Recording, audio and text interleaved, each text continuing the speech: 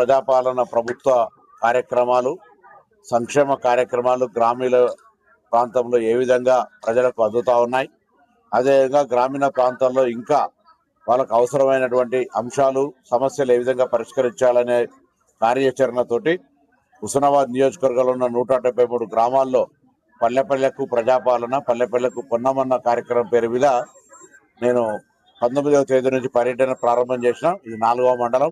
ఈ విధంగా ప్రతిరోజు ఒక మండలంలో 5-6 గ్రామాలు తిరుగుతూ అక్కడ అందరితోటి సమావేశం ఏర్పాటు చేసుకొని అక్కడ ప్రజా సమస్యలను, ముఖ్యంగా ఆ ప్రజలకు సంబంధించినటువంటి ప్రస్తుత వాతావరణ పరిస్థితుల్లో జలసిరి కార్యక్రమం ఏ విధంగా ఉంది, ఆయిల్ ఫామ్ ఏ విధంగా ఈ ప్రాంతంలో ఆరుతడి పంటలు వేసుకోవాలి, దాంతోపాటు ఆరోగ్యం సంబంధించి, విద్యకు సంబంధించి, అంగన్వాడీకి సంబంధించితో పాటుగా సోలార్ ప్యానెల్స్ ఏర్పాటు చేసుకోవడంతో పాటుగా ఇందిరమ్మ ఇండ్ల నిర్మాణము, పెన్షన్స్, కొత్త పెన్షన్స్ తదితర అనేక అంశాలకు సంబంధించి మరి ప్రజలకు అవగాహన కల్పించే విధంగా కార్యాచరణ తీసుకోవడం, వారందరినీ కూడా భాగస్వాములు చేసి వాళ్ళ సమస్యలను ఓపికగా వింటూ వాటిని అధికారులతో చర్చించి పరిష్కరించే రీతి లోపల కార్యాచరణ కొనసాగిస్తాను.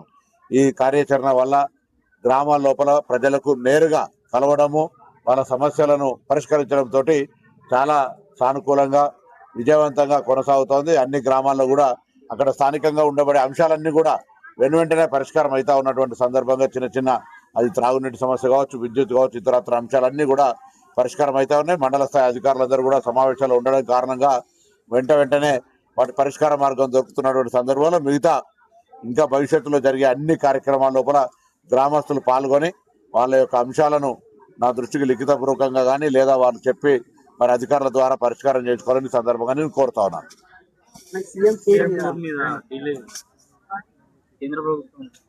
తెలంగాణ ప్రభుత్వం తరఫున గౌరవ ముఖ్యమంత్రి గారు కేంద్రం తీసుకున్నటువంటి వికసిత్ భారత్ కు సంబంధించి తెలంగాణ రేజింగ్ 2047 అన్ని రాష్ట్రాల అభివృద్ధి అయితేనే దేశం కూడా అభివృద్ధి అవుతుంది, ప్రధానమంత్రి లక్ష్యాలు నెరవేరుతాయనే ఉద్దేశం కొద్దీ మేము భారతీయ జనతా పార్టీ అధికారంలో కాకున్నప్పటికీ, కాంగ్రెస్ పార్టీ ప్రభుత్వం ఉన్నప్పటికీ దేశ అభివృద్ధిలో తెలంగాణ భాగస్వామ్యం ఉండాలని మేము తెలంగాణ రేజింగ్ పేరు మీద ప్రధానమంత్రి ఆలోచన వికసిత్ భారత్ కు మద్దతుగా మేము అనేక కార్యక్రమాలు చేస్తా ఉన్నాం. తెలంగాణలో అన్ని వర్గాలకు ఇంక్లూసివ్ గ్రోత్, అటు అన్ని రకాల అభివృద్ధికి సంబంధించిన ప్రణాళికలు చేసుకునే భాగంలో మరి విదేశాల్లో పెట్టుబడులను సాధించడం కావచ్చు, లేకపోతే అనేక సదస్సుల లోపల మా యొక్క తెలంగాణ కీర్తిని ప్రతిష్ఠింపజేయడం కావచ్చు జరిగే కార్యక్రమంలో గౌరవ ముఖ్యమంత్రి గారు లండన్, అదేవిధంగా US పర్యటన పెట్టుకుంటే కేంద్రం అనుమతి నిరాకరించడం అనేటువంటిది ఒక అవమానకరమైనటువంటి విషయం. నేను ప్రభుత్వాన్ని అడుగుతా ఉన్న ఒక గౌరవ ముఖ్యమంత్రి గారు విదేశాల్లో తన రాష్ట్ర ప్రయోజనాల కొరకు తిరిగేటువంటి హక్కు కూడా లేదా అని అడుగుతా ఉన్నాం.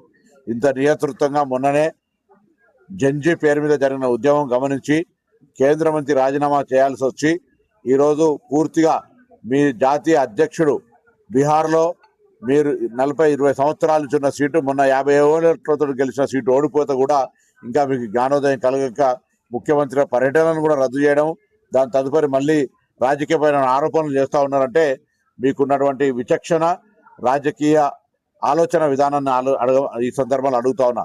తెలంగాణ భారతీయ జనతా పార్టీ నాయకత్వాన్ని మళ్ళీ ప్రశ్నిస్తా ఉన్నాం. తెలంగాణ ఏర్పాటు మీద మీరు విషయం కక్కుతా ఉన్నారు, తెలంగాణ అభివృద్ధి మీద మీరు వివక్ష చూపెడతా ఉన్నారు, తెలంగాణ ప్రయోజనాల కోసం మీరు గొంతు ఇప్పడం లేదు.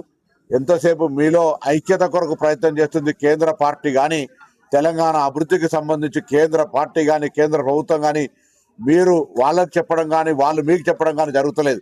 ఇటీవల పత్రికల్లో అనేక సందర్భాలు గమనిస్తే నాయకత్వంలో ఐక్యత ద్వారా తెలంగాణ అధికారంలో సాధించుకోవాలి, ఏదో ఉన్న ప్రభుత్వానికి ఏం సహకరించకుండా ప్రజల్లో ఏదో వ్యతిరేకత తేవాలనే ప్రయత్నాన్ని దయచేసి తెలంగాణ ప్రజలు గమనించండి. మేము చిత్తశుద్ధితోటి గత ప్రభుత్వంలా కాకుండా కేంద్ర ప్రభుత్వంతో కలిసి ఉండి అన్ని సమస్యలు వాళ్ళ దృష్టికి తీసుకొని పరిష్కారం చేసుకోవాలని అనుకుంటా ఉన్నాం. కానీ కేంద్రమే మోకాలు అడ్డుతూ మా మెట్రో రైలు కావచ్చు, ఔటర్ రింగ్ రోడ్ కావచ్చు, లేకపోతే ఇంటర్నల్ రేడియల్ రింగ్ రోడ్స్ కావచ్చు, ఇతర ప్రాజెక్టులన్నింటికీ అడ్డుకట్ట వేస్తూ జాప్యం చేస్తూ ఈరోజు తెలంగాణ అభివృద్ధికి సంబంధించి పక్క రాష్ట్రానికి ఇచ్చే నిధుల మాదిరిగా అనేక ఆర్థిక సహకారం అందించేటువంటి అవకాశం ఇవ్వట్లేదు. దానికి తోడు ఇక్కడ చిన్న అంశాల మీద రేషన్ కార్డుల ఫోటో పెట్టమనో బాత్రూంలో ఫోటోలు పెట్టి అడుగుతా ఉన్నారు. మేము రాష్ట్రం నుంచి ఇస్తున్న పన్నుల్లో మాకు వాపసు వస్తుంది ఎంత, ఆ సగటు రేటు వేరే దక్షిణ రాష్ట్రాలకు ఉత్తర రాష్ట్రాలకు తేడా ఎంత ఉందో మరి దేశ ప్రజలందరికీ తెలుసు. అందుకే మళ్ళీ కోరుతా ఉన్నాం, మేము తెలంగాణ అందరికంటే ముందుండాలి, అగ్రభాగాన్ని ఉండాలి, చిన్న రాష్ట్రం అయినప్పటికీ అందరం కూడా కలిసి ఈ రాష్ట్రాన్ని అభివృద్ధి దిశలో తీసుకుపోవాలనే ప్రయత్నంలో మరి కేంద్రం సహాయ నిరాకరణ చేస్తూ ఉంది. ఇది ప్రజాస్వామ్యంలో ఫెడరల్ సిస్టంలో చాలా పొరపాటు. దానికి తోడు ఇక్కడ భారతీయ జనతా పార్టీ నాయకత్వం జీవసత్వాలు లేక, తెలంగాణ అభివృద్ధి పట్ల అడగలేక, తెలంగాణ అభివృద్ధి కేంద్రంతో కొట్లాడి తేలేక పూర్తిగా కనుమరుగయ్యేటువంటి పరిస్థితి ఉంది.